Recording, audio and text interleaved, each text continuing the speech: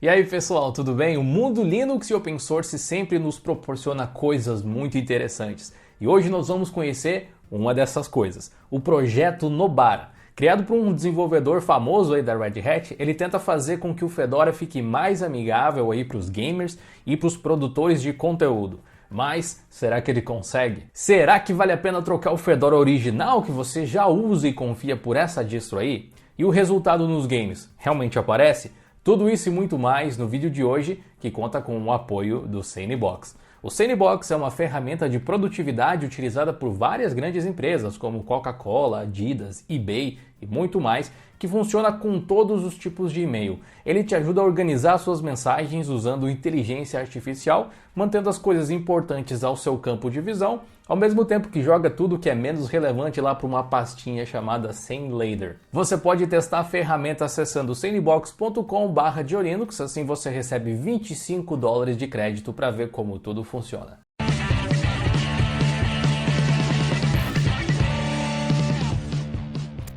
O projeto Nobara, ou Nobara Project, é um projeto pequenininho que tem ganhado uma certa atenção nos últimos tempos, especialmente por usar uma das distros hype do momento, aí o Fedora, e fazer uma série de modificações para tornar o uso dele um pouco mais amigável, mais acessível. Se for ver, muito como o próprio Linux Mint tenta fazer com o Ubuntu, ou o Manjaro tenta fazer com o Arch, porém utilizando uma versão modificada do GNOME, que na verdade lembra muito a forma com que o Zorin OS faz as coisas por lá. Isso faz do Nobara uma clássica remasterização de sistema e não uma distro independente, e ao que parece é exatamente essa a intenção. Queria eu que toda remaster fizesse o que o Nobara faz. No site nós podemos ver todas as modificações que foram feitas e um pouco do objetivo por trás desse projeto. Você pode ler tudo o que o Nobara alterou no Fedora padrão diretamente ali do site nessas listinhas. Mas aqui eu vou fazer alguns destaques, como o suporte nativo do Wine e as suas dependências, o OBS Studio já pré-instalado com vários ajustes e plugins extras, codecs pré-instalados, suporte a drivers da NVIDIA direto da ISO, semelhante ao que o Pop! OS faz, e vários patches de kernel para adicionar suporte a alguma coisa, corrigir algum bug ou até adicionar alguma feature diferente. Como eu disse, vale muito a pena você pegar simplesmente e dar uma lida nessa lista aí com carinho. Com certeza você vai encontrar várias outras coisas bem interessantes. A instalação do Nobara é basicamente a mesma do Fedora tradicional, utilizando o instalador Anaconda. Porém, diferentemente do Fedora, aqui nós criamos o nosso usuário diretamente do instalador.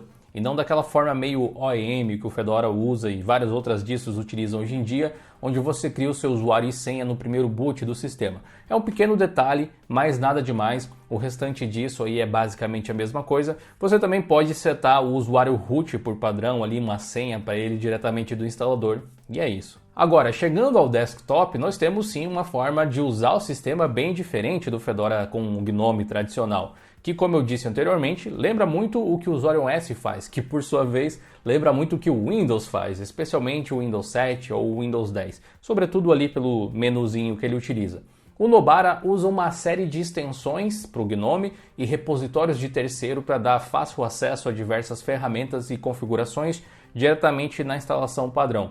O menu é a extensão ArcMenu, que muitos de vocês provavelmente já ouviram falar. É uma espécie de menu iniciar do Windows para o GNOME que permite que você lance as aplicações, faça pesquisas, tem atalho para pastas, para configurações, enfim.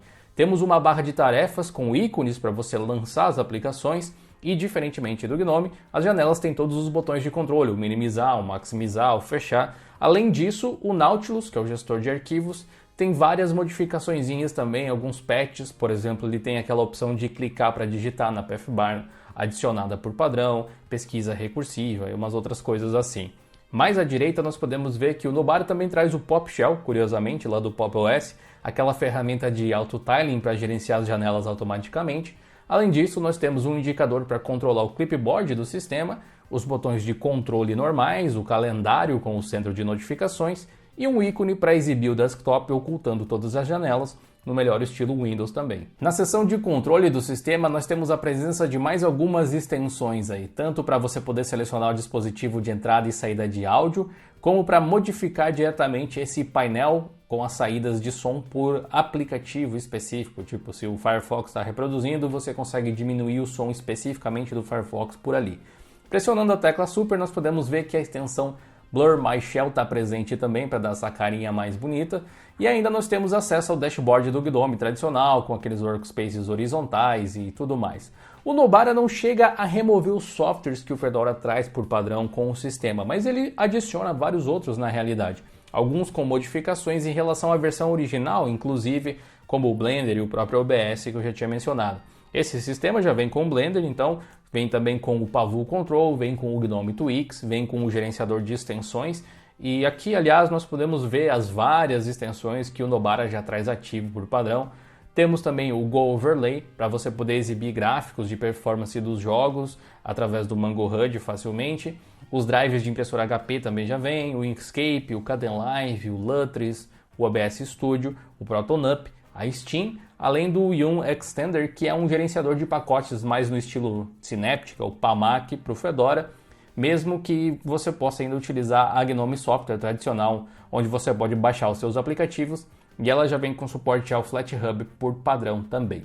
O Nobara é criação de Thomas Kryder, eu tinha falado de um desenvolvedor popular antes, ele é conhecido na internet por Glorious Agro, talvez você já tenha ouvido falar. Ele é um engenheiro da Red Hat e também é mantenedor do Wine Station, que é aquela versão mais bleeding edge do projeto Wine, digamos assim. Esse cara também é o criador do Proton GE. Você que joga no Linux através do Proton já deve ter ouvido falar dessa versão, que é uma versão alternativa ao Proton oficial da Valve, que você pode utilizar, conhecida aí por resolver bugs bem específicos ou adicionar funcionalidades extras, que muitas vezes vão parar no próprio Proton da Valve depois, mas que na versão GE de Glorious Agro justamente chegam antes para você. O projeto Nobara é de um cara só, mas não é qualquer cara, digamos assim. E mesmo assim, é apenas uma pessoa fazendo algo nas horas vagas e compartilhando com a comunidade. A minha impressão é que esse é o Fedora que ele gostaria de usar no dia a dia dele, com softwares pré-instalados, que ele faz muito uso.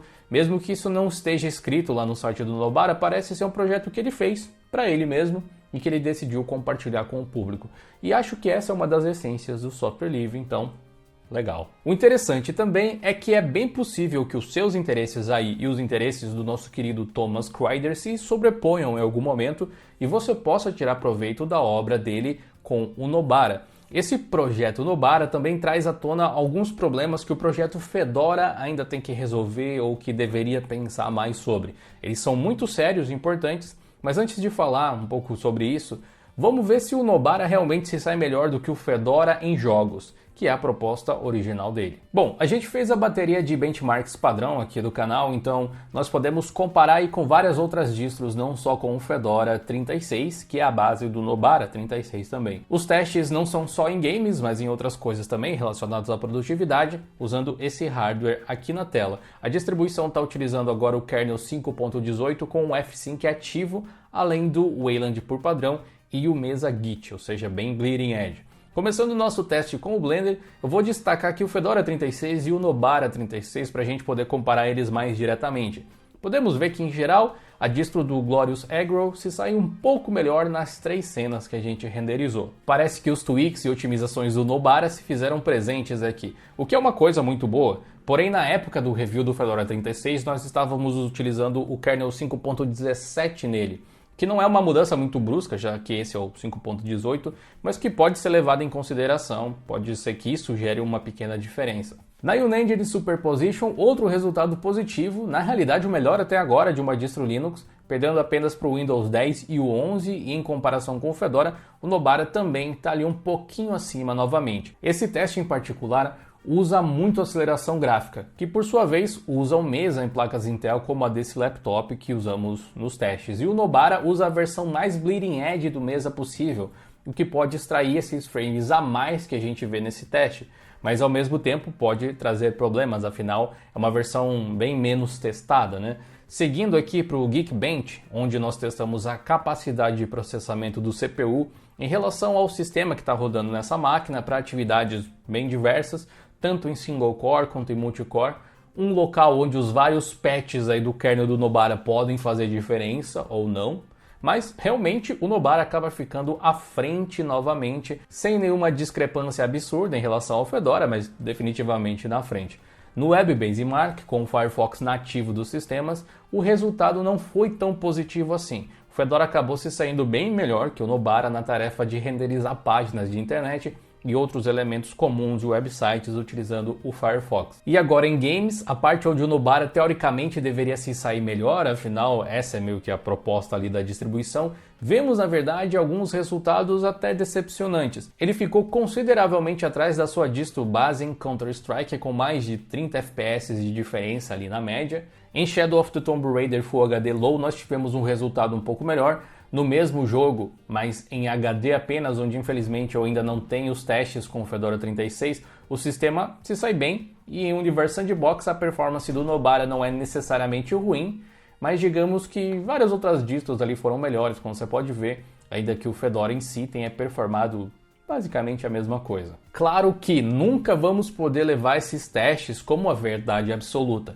Eles são um recorte válido dessa realidade. Mas pode ser que em outros jogos, em outros hardwares, as modificações do Nobara saltem mais aos olhos. E nem tudo se resume à performance em FPS. Então, se você usa o Nobara, compartilhe aqui nos comentários do vídeo a sua experiência com ele. Isso vai ajudar a engrandecer o nosso material e eu e toda a comunidade do DioLinux agradeceremos, sem dúvida. Mas olha, eu não posso deixar de pensar, de fato as diferenças aparecem nos benchmarks em favor do Nobara, mas o Nobara, diferente do Fedora, é mantido por uma única pessoa. Ainda que seja alguém bem gabaritado, ele tem vários repositórios Copr extras, várias extensões que não é o Glorious Agro que desenvolve, vários micropatches que são aplicados manualmente por essa única pessoa. Sinceramente, eu me sinto mais confortável utilizando o Fedora padrão mesmo, o que não quer dizer que o Nobara não seja para você, é só uma preferência minha, que fique claro. Mas o Nobara denuncia vários problemas em relação ao Fedora, coisas que poderiam ser simplesmente mais fáceis de fazer na distro aí do chapéu azul. A simples adição do FlatHub, que inclusive, se não me falha a memória, é uma das coisas que estão sendo discutidas para o Fedora 37, até onde eu sei, já facilitaria muitas coisas. Muitos dos softwares que o Nobara adiciona para os usuários por padrão já seriam possíveis de instalar com simples cliques através da loja de aplicativos se o FlatHub tivesse sido habilitado por padrão no Fedora. Em relação aos patches do kernel, isso é um pouco mais sensível. Muitos deles são funcionais, esses que o Glorious Agro aplicou, mas eles não foram completamente testados ainda para garantir que não dê problemas com outras coisas, ou por não serem prioridade mesmo. O Linux é um projeto muito grande e é utilizado para inúmeras coisas diferentes. E às vezes o patch que vai adicionar suporte a alguns RGBs aí pode esperar, especialmente se ele gerar algum conflito desnecessário. Porém, são coisinhas assim que podem melhorar a experiência de um simples usuário de desktop. A balança pende muito mais para o outro lado, mas é uma coisa legal de se ter. Outras modificações do Nobara dizem mais respeito ao empacotamento de alguns softwares, como o OBS Studio com vários plugins e ajustes, ao fato de drivers da NVIDIA ainda não serem tão fáceis de instalar no Fedora quanto poderiam, ou no caso, tecnicamente é fácil, né? Você encontra eles na loja de aplicativos, mas nem sempre funciona logo de cara, eu mesmo já tive problemas. Já outras coisas que o Nobara tem são tão pessoais que nem fazem sentido para a maior parte dos usuários, eu imagino. Por exemplo, o Nobara tem um parâmetro que troca a contagem máxima de um mapa de um game chamado Star Citizen, que deve ser provavelmente um dos favoritos lá do desenvolvedor, e como eu disse antes, tudo bem, é um sistema provavelmente para ele que ele compartilha, e é o famoso usa quem quer nesses casos. É curioso pensar também que vários problemas que o Nobara ajusta só existem porque a base é o Fedora. Isso quer dizer que, meu palpite apenas, essa é uma forma também do Glorious Agro, desenvolvedor da Red Hat, mostrar para os seus colegas de Red Hat e Fedora como um sistema seria com tais modificações. E com o tempo o Fedora pode ir abraçando as que forem convenientes a ponto de tornar o Nobara obsoleto, por não ser mais necessário. Ou pode ser também um caminho contrário, pode ser uma forma do Glorious Agro se rebelar contra as regras atualmente presentes no Fedora e com a sensação de que ele não iria conseguir mudar certas coisas, ele mesmo foi lá e simplesmente fez. É difícil de saber qual exatamente é a questão aqui, talvez até seja um pouco das duas, mostrar a viabilidade e como ele não conseguia alterar agora, ele criou uma solução para ele usar no computador dele. Nós podemos ver um pouco dessa visão no primeiro parágrafo do texto que apresenta o projeto Nobara. O Nobara Project é, para colocar de forma simples, uma versão modificada do Fedora com ajustes focados em facilidade de uso adicionados. O Fedora é uma ótima distro para workstation, Porém, qualquer coisa envolvendo qualquer repositório de terceiro ou software proprietário é geralmente faltante numa nova instalação. Um típico usuário comum pode acabar tendo dificuldades para ter as coisas funcionando quando se fala em algo além de navegação web e edição de alguns documentos, o que vai acabar consumindo tempo para que a pessoa possa ler a documentação. O projeto almeja resolver alguns dos problemas relacionados para ofertar uma melhor experiência em jogos, streaming e criação de conteúdo diretamente da instalação. E desse ponto de vista, o Nobara realmente cumpre o que promete, mas eu sinceramente torço em favor do Fedora, não contra o Nobara, mas eu torço para que o Fedora fique ainda melhor, para que a existência do Nobara não seja justificável. Até a próxima.